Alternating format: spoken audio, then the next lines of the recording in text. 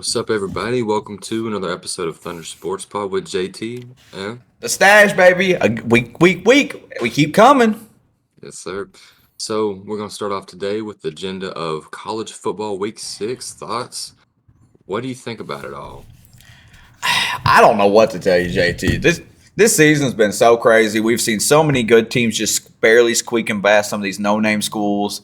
I'm not exactly sure what's going on. Is it the fact that all these no-name schools are getting more players and are playing hotter and just playing tougher, or is it that the level of competition is just getting that much better, or is it that just these teams are not as good as we thought they were? Probably a little bit of everything, if I'm being honest. That's very valid. Because I've seen some Honestly, the biggest game of the week for me was Texas, Oklahoma. That was a really good game. Red River rivalry right there. So Oklahoma comes out on top, and they were ranked 12th going into that game. Texas was number 3. Texas drops. Oklahoma rises to number 5, and big momentum swinger in that division right there. Definitely. And I mean, it was still a close game.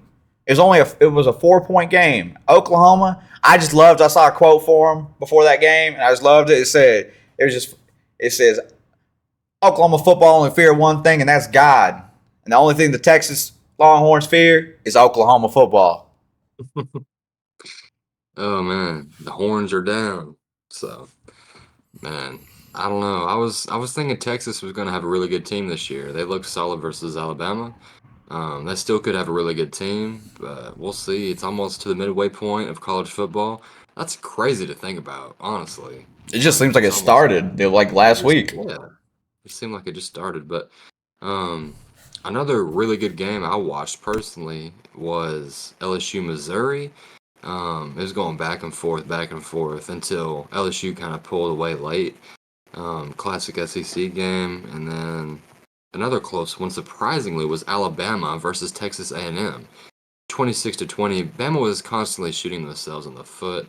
I don't think this is as great as the Nick Saban team we've seen in a while, man. They've been struggling this year. I don't think that they've got a lot of question marks this season for sure. I got something for you to think about here. So, two of the greatest coaches in the respected professional sport and college sport, Bill Belichick and Nick Saban, both not having a great time this year. And I wonder why that is. But we talked about Texas winning this, beating Alabama, but we both agreed that Alabama is not the team they normally are. They're not. I think Oklahoma beating Texas was a good win for Oklahoma. Texas, that's going to be a big loss, especially this late in the season. Big time. They did fall back to 11th now. So I don't hate them. Like, they definitely deserve to fall. I don't know if they should have fell that much because they did play a very close game against another high-ranked opponent in Oklahoma. Oklahoma moving up, I definitely agree with. They played well. They won the game. I'm fine with it. Oklahoma might shock everybody. They might do it. Might be able to get in that playoff spot and win. They might. If they continue to win a lot of games. But what's your thoughts on the Miami Georgia Tech finish? That was a crazy ending. No good. Miami Hurricanes. The Canes? Come on, man. What is up with you? I said that. I'm like, you know what? They're playing so hot. When they meet Florida State, I think they beat Miami. Miami will beat North Carolina. They'll beat Clemson. They'll move on to Florida State and both be undefeated, and now you ruined it. That was going to be an awesome game to watch. So much on the line for that division, and you blew it. You should have just nailed the ball. Why even try to run the ball? I don't get it, JT. If it was you or me, I'd be like if we were the coach, that's what you would have done. I don't understand the play calling. I don't get it. Because first off, it shouldn't have been even nearly that close. It should not have been that close. I agree 100%. That was a game that they should have definitely put out in the fourth quarter. They should not have been that close with Georgia Tech. Another game that was surprising. Is Louisville that good, or is Notre Dame just overrated? Notre Dame loses 33-20 to Louisville. I think Notre Dame's fallen off. And what I Mm. mean by that is they lost to Ohio State in the last couple seconds of the game. That was a tough loss. And then now getting another loss already, that's not no. Like you're shooting yourself in the foot here. They really are. But I had high expectations for Notre Dame this year. They got Sam Hartman, the transfer quarterback, one of the better quarterbacks that they've had in years past. I mean, and all the coaches and players were talking about this is the best team they've had in like at least 4 or 5 years. So putting it together, you think that Notre Dame would have a way better team that they've been, displaying so far. But they could turn the tide, but losing 2 games early in the season, that is not a recipe for success. Um, so maybe Notre Dame, the Fighting Irish, will turn it around. We will see. I But doubt one it. team that I think is overrated is Southern Cal, USC. They barely beat Colorado, and they only beat Arizona by 2 points. 2 measly points. Their defense is atrocious and a liability. They put up 43, they allow 41. Caleb Williams is easily a Heisman Trophy candidate again this season. Um, but that defense is gonna hurt them. I think they may lose a game this season that they may expect to win but lose because of their defense. But what do you think? I think I'm in agreement. I think USC has. I guess they don't have any defense. I guess their defense just never shows up because there's no reason that Colorado Buffalo should be putting up that many points on you. I expected. Why? Okay. Why is it that when Oklahoma goes in there and just absolutely decimates them to no degree, and then you make it such a close game against Buffalo, not trying to just crap all over Buffalo. The Buffaloes have tried really hard. They've played very well this year, especially without Yeah. Travis Hunter also. But man, you don't. How are you letting this happen against a defense that should be stellar? USC, when you play Oregon, if you come out like that, you're going to get absolutely stomped. Oregon is going to run all over you. They're going to make USC look like they're a Division III school. Is the way I'm predicting it looking from what I'm seeing. Exactly. Caleb Williams could win Heisman, but that doesn't matter if your team just gets obliterated. It doesn't. That's the truth. You've already won a Heisman, and you may win one this year. You're playing excellent, but you're not going to win a national championship if your defense plays like that. I mean, that at the end of the day, that if your team does not put it together towards the end of the season, you're not going to have a national championship. And I'm pretty sure that's what he wants. He already has the Heisman. A national championship would continue to rise his draft stock. He's already probably the consensus #1 overall pick, but just for personal records and personal achievements, I'm sure he wants that record or that championship in his belt. So we'll go ahead and move on to the next segment. Which top 10 team should not be in the top 10 for college football? USC. Yeah. I'm sorry. You don't deserve to be in the top 25 if you're playing like that. Because I don't think Buffalo should be in retrospect, I don't think Colorado Buffalo should be ranked. Mm-hmm. I think a lot of teams are just going to beat them. They don't have a super hard schedule. Like I said, I think they'll get 6 or 7 wins on the year, and that's great for them, especially how many they only had 1 win last year.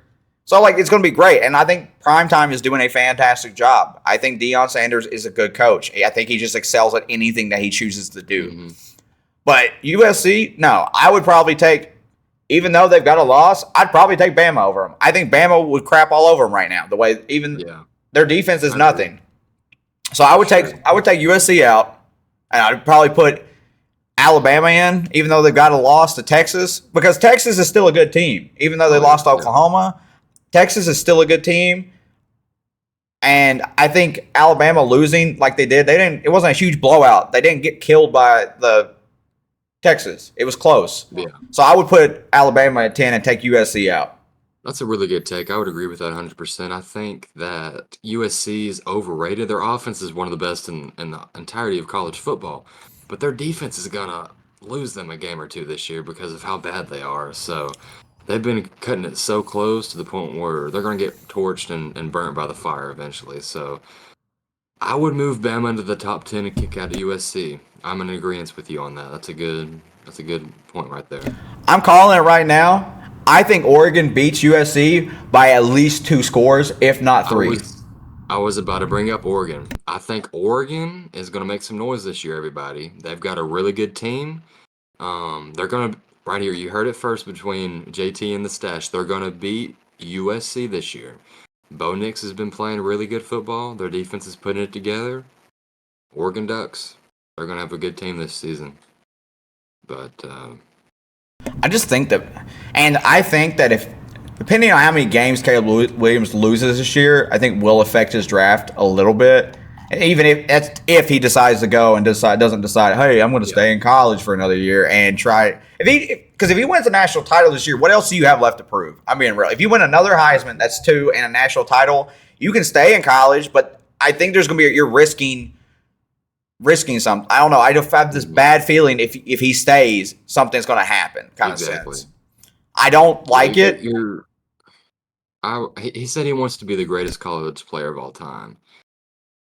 So, if you win the Heisman and win the championship, you've already submitted yourself as one of the greatest of all time. So if he came back another season, which he would not after doing that, I would not either.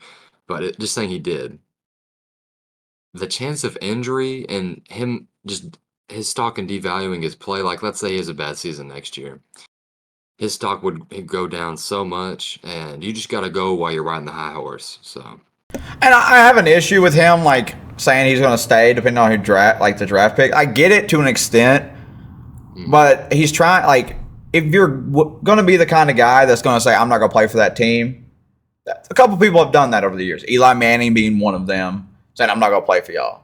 I'm gonna go and play somewhere. I want to go play for a big name team," and I don't necessarily like that. Like, that's. Like, do you think you're that much better than all these QBs who just accept them on who they get drafted by? Yeah, Tom Brady accepted being drafted in the 6th round. You should be grateful for the opportunity presented in front of you.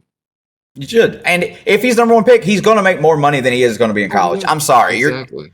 You're going to make, like, I think CJ Stroud makes, he's got a 4-year, $38 million deal or something, being the first pick. You're going to make more money doing that if that's what you care about. And ultimately, all of these NIL deals, they're going to court next year for legislation. I don't know if anyone's heard that yet or not, but so there's not going to be a whole lot of these multi-million-dollar NIL deals. It'll be some restrictions behind that for sure.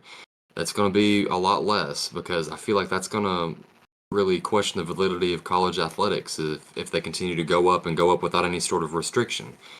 But yeah, that's going into legislation next year, and that's going to definitely put some question marks around the whole, NIL deal. So I think they find a way to make a balance on it because you're already getting a full ride. Not everybody, but like big name players are getting full rides to these colleges, so everything's paid for.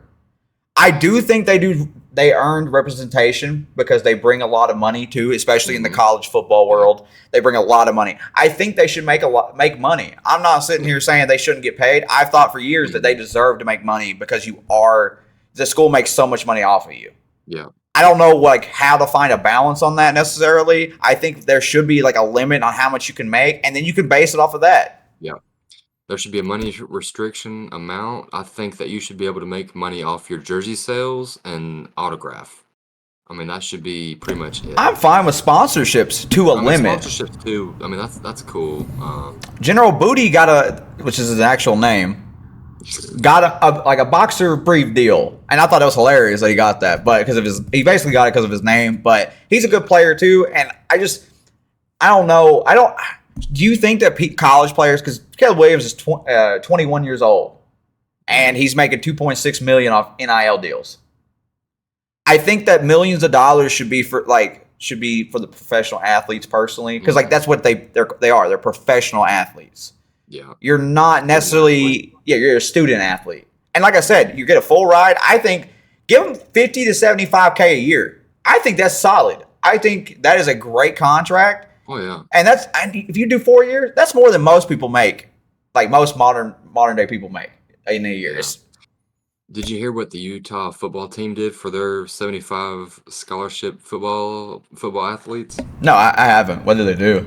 So they gave every single one of their athletic department for the football team, every one of their scholarship players, a brand new truck that had Utah, the logo Utah on it. They leased them to the players. They didn't give them for free. They leased it to them, but still, they have brand new trucks, every single one of the scholarship players for Utah football team That's all. to drive around. That's I pretty wish cool. I could let me get a little bit of that. You know what I'm saying? Like I need me a brand new truck.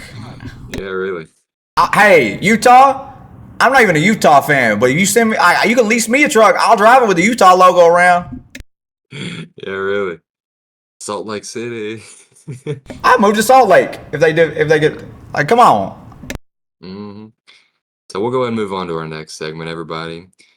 Who is your number one overall pick right now in college for the NFL next season? If you had to say just one player, for me personally, it's going to be Caleb Williams. I don't know if you have the same, but no. I do not. I do not have it. This might be a little bit of a hot take. So hmm I'm looking at so right now the Bears are getting the first and second pick due to the Yeah. Panthers being absolutely awful like they are, which is crazy. I think they need more than a QB. They might go away from Justin Fields or they may. And if I was them, I would trade the pick to the highest bidder. Is what I would do. I would get as much as I could possibly get up that pick because you know how many teams are going to be trying to get Caleb Williams. Oh, I so don't. many.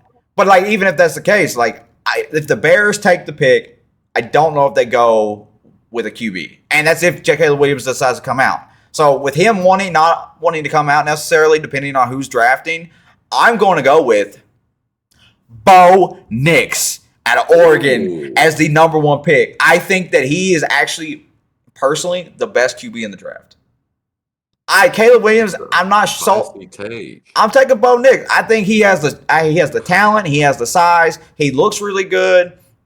He plays against Caleb Williams. That's just who he just plays so efficiently. He can do just anything that you need him to, and I think that he's going to be an excellent QB. And I'm not usually sold on Oregon QBs. I was never sold on Marcus Mariota. I do think Justin Herbert's a good QB, arguably top 5 in the league. I think Bo Nix could shock the world and be better than Caleb Williams in the pros. Man, you heard it here first. I like the hot take. He's not gonna be the number one pick, but it could happen. You never know. And There's always a small chance. another guy I really like that I don't hear anyone talk about is JJ McCarthy out of Michigan. Nobody talks about him. He's a good quarterback. He's going a good first round. I don't know if he's going to be good number quarterback. one. I do think he'll go in the first round. Top 15 pick. He's not on my top 4 quarterback list, though. I have him sliding a little bit. He's a good quarterback. I like him a lot, but I mean, these other guys above him are just You got Michael better athletes, Penix. better quarterbacks, huh? You got Michael Penix Jr. above him. Yes. I knew you did. You did. But I like Bo Nix. I don't think he'll be the number one pick. I think he'll be definitely like top 15, top 20. It just depends on the team. Like you said, it depends on the team who has the number one pick. So we'll see and go from there. If the Bears got it, though, if the Bears have it, they could go receiver. They could go offensive line. I mean, there's a multitude of ways they could go and trade back, so. If your Vikings take Bo Nix, how do you feel? If Caleb Williams isn't in the draft. I would like it. He's a dual threat quarterback that could make things work for us. I mean, I would rather have Caleb Williams, but he would be a good fit. I think he'd be good. There's a lot. This is a stacked draft class with QBs. Even if Caleb Williams doesn't go in, there's still quite a few. There's like 4 other guys I'd be fine with. There's like 10 I'd be fine with. I mean, not 10, but like 9 others that are pretty good. I don't know if Sanders is going to go into the draft this year. He may sit back for one more year. That's the only thing I'm worried about because he might stay back because I think he does need to develop a little bit more before he goes I to the agree. pro. But His pocket awareness. and then Quinn Ewers out of Texas is good. Mm, They have like a he is couple good. good QBs. Like everyone's talking about Archie Manning also. I mean, he's not coming out this year, of course, being a freshman. But like he's gonna be taking that team over next year. I'm excited to see how he plays if he can carry on the Hmm. Manning legacy. With that being said, who is your top 5 NFL quarterback prospects in college right now that's going to the draft next season? In the draft, the prospects.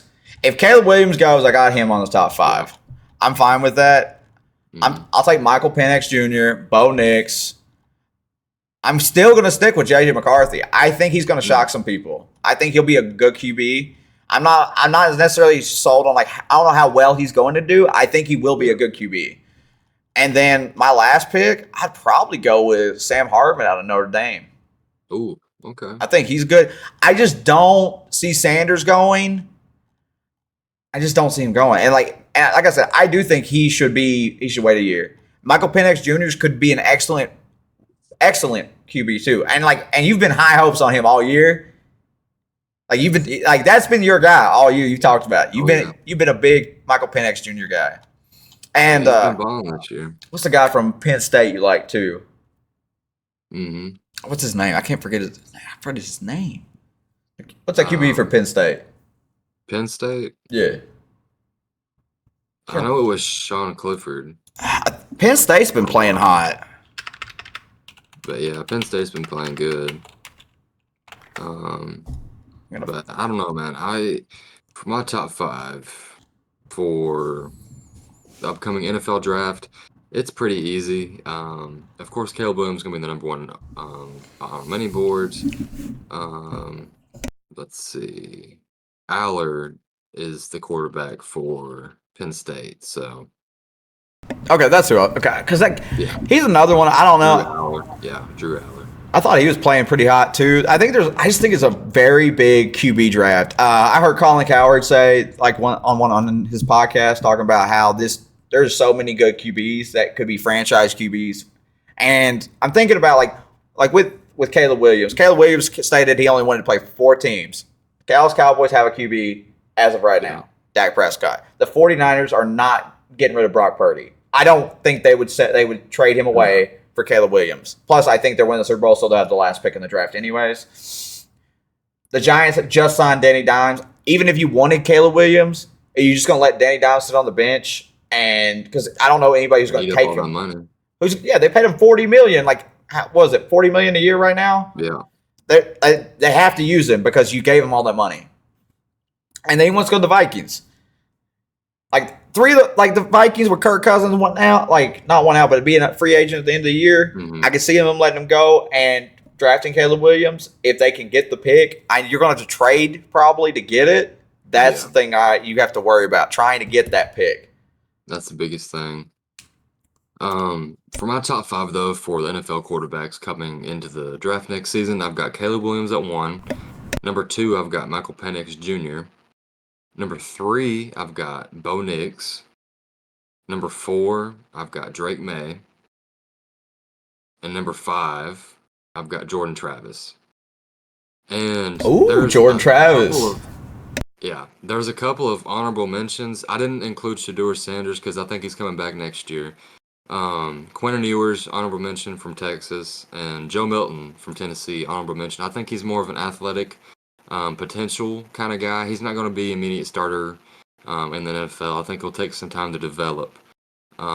There's some other guys that are really solid. I think Hendon Hooker was the better QB out of both of them. I think Hendon Hooker would be a great replacement for Goff whenever Goff leaves. Goff's still young. That's the problem I think a lot of people forget about because he's only 28. He's not that old. He's not even 30 yet. And a lot of people forget how old Goff is because it's just the fact that he went to a Super Bowl in his second year. And another player I have on honorable mention, there's so many good quarterbacks in this year. Jaden Daniels from LSU. He's a very good dual threat. Him and Jordan Travis are the 2 best dual threat quarterbacks in the nation. I mean, they're great. So those 8 or 9 quarterbacks are my top guys, Those are especially those all top good five. picks. All those guys could be really good in the pros. Now, Mhm. I think the majority of them probably won't pan out. That's the thing Yeah, that sucks about the NFL because I've seen so many good QBs be trash in the NFL and they just exactly. can't adjust mentally to it. Johnny Manziel being a Mhm. prime example. I think he had all the talent in the world, Johnny football, and you saw that work out. But there's a lot more than just him, and that's another thing to look into. So we have like say there's 10 QBs that we think could be potential greats. Probably only 2 of them are going to be awesome quarterbacks. Oh yeah, that's the truth. And maybe even like 4 of those be starters. Yeah, and depending on how they play, because like Zach Wilson was also taken in the first round, early Yeah. pick, and that's another one you can look at. You're like, I don't know, kind of Yeah. sense. So that was a good topic right there. Good discussions. What do you guys think in the comments? Let us know down below. Who is your top 5 quarterbacks going into the NFL draft this season? But we'll go ahead and move on to the next segment. Who has the better team right now, Texas or Florida State? Woo! You got it. That's a good one. Let's see here. Florida State ain't lost, but I wouldn't say they necessarily played anybody as tough as Oklahoma. So that's a good thing to throw Yeah. into. I think that Texas has got a hot team. I'm not, Mhm. and I know they came in here thinking they're going to run the SEC. They did start off with a win over Bama, which is hot, Mhm. but like we talked about, Bama's not as good as they normally are.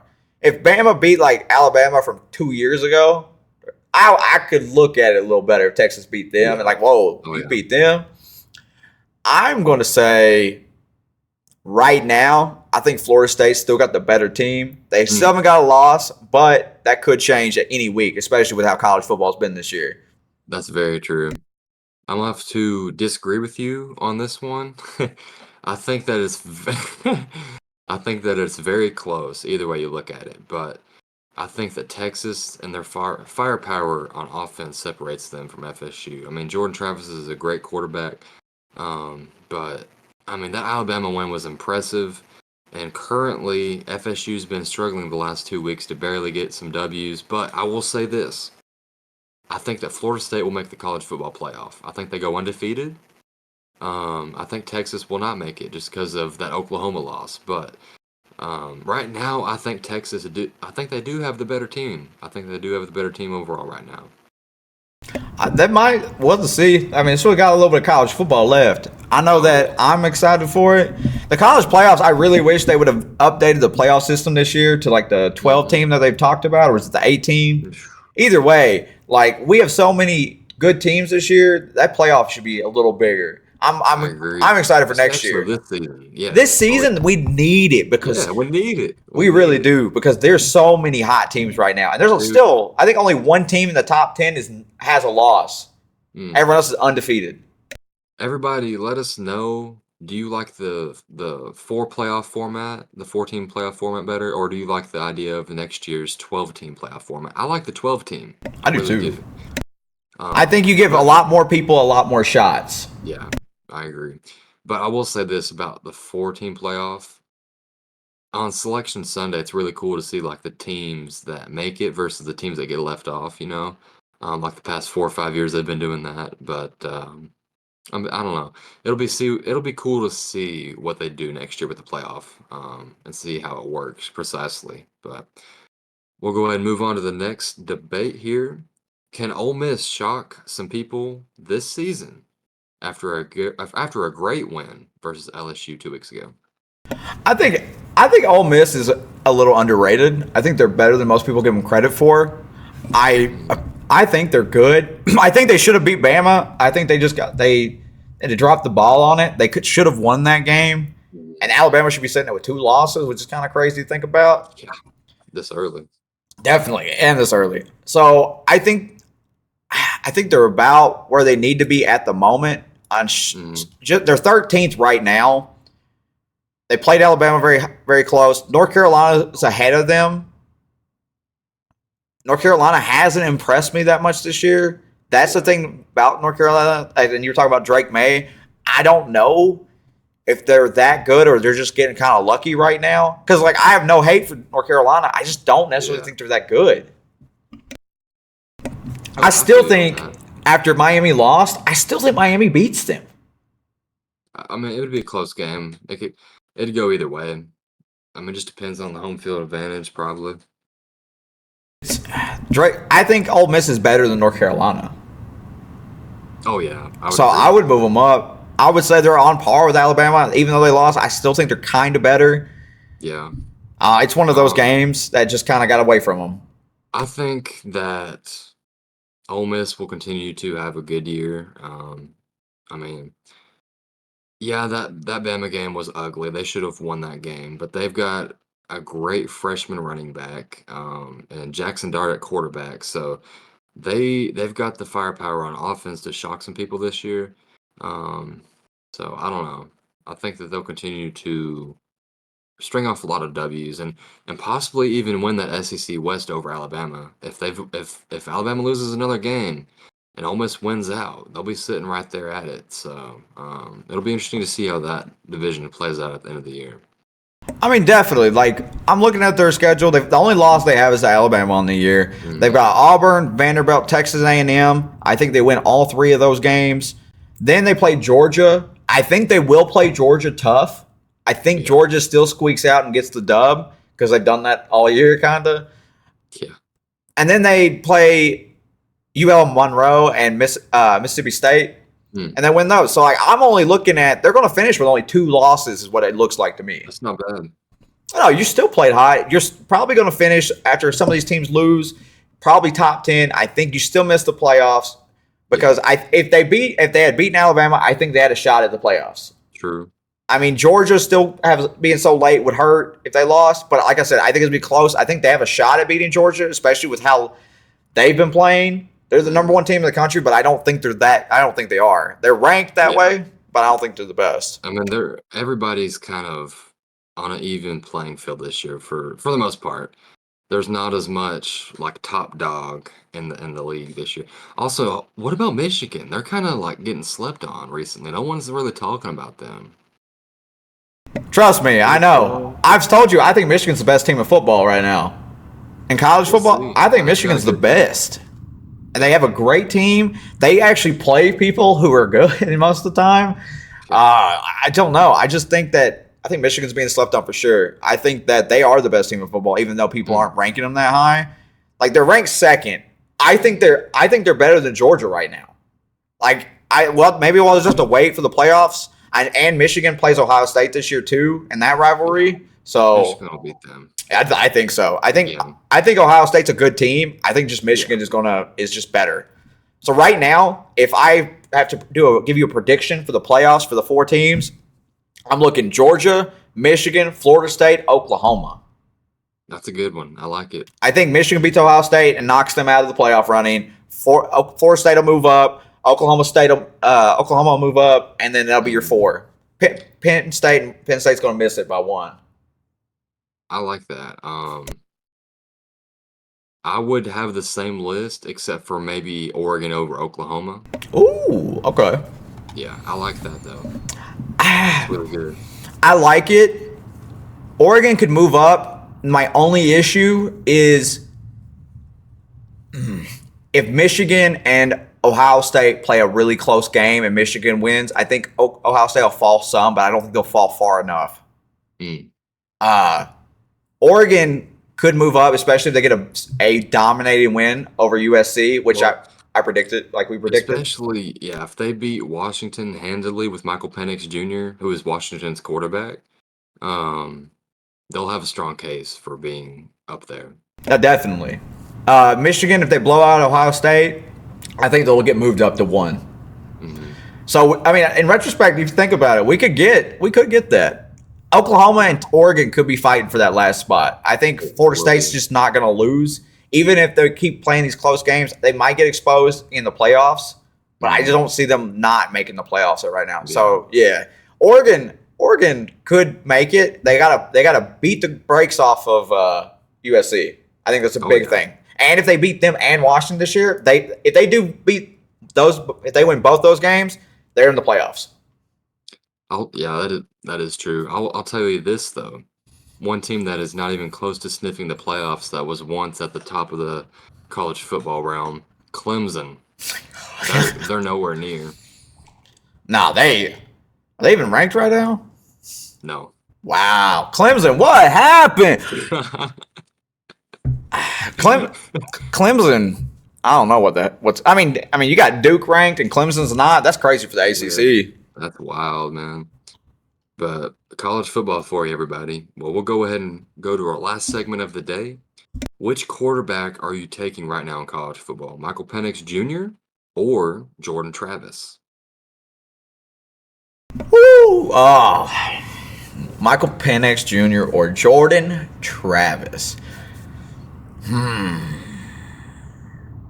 Right now, I think that Jordan Travis has a little more talent around him than Michael Penix. So I'm going to go with Michael Penix on it. I think Hmm, that he's making more out of less. I think that he's playing. I think that's a big thing that's making it. It's more reliable on him than just his offense alone. that is very true. I think it's pretty close for the most part, but I'm agree with you. I'm gonna ride with my boy Michael Penix Jr. I've been advocating for him all year. Um, I'll go ahead and spit some statistical numbers at you real quick to kind of back up our argument for our viewership here. So Jordan Travis has 1,198 yards, 12 touchdowns, one interception so far, with an 84.3 QBR rating, which ranks 11th in the nation. And Michael Penix Jr. has 1,999 yards, almost 2,000, 16 touchdowns, 2 picks, and a 91.6 QBR rating, which is second in the league. So the differential is close to 1,000 yards passing, 4 passing touchdowns, and Jordan Travis has one less pick.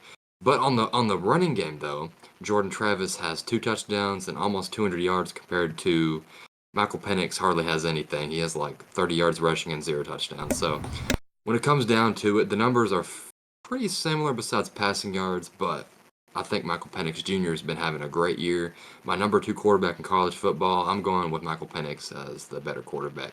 Not to shade or diss Jordan Travis, he's been having a great year too.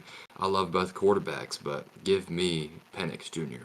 Penix playing hot, especially having like, no, I mean, that's kind of crazy having almost 2,000 yards in 5 games.